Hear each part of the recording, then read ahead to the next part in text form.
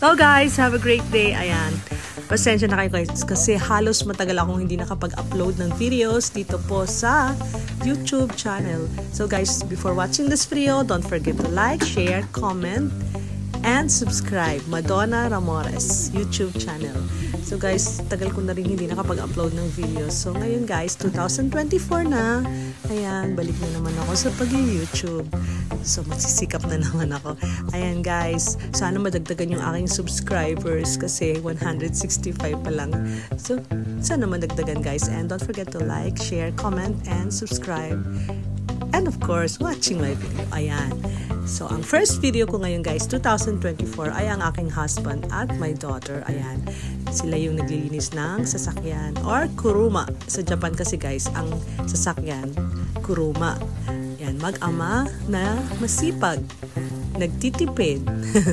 Kasi alam niyo naman guys, buhay in abroad, kailangan talaga magtipid.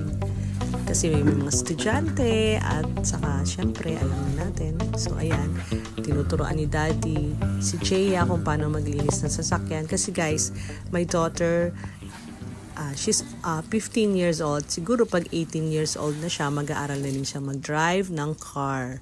So ngayon, hindi pa siya pwede. Pero kailangan turuan na rin, di ba?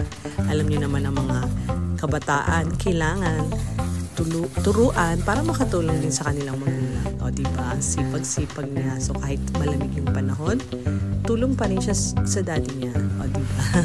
Kaya guys, kailangan masipag tayo. At dito na ako sa taas. Ayan, dito naman ako sa view sa taas.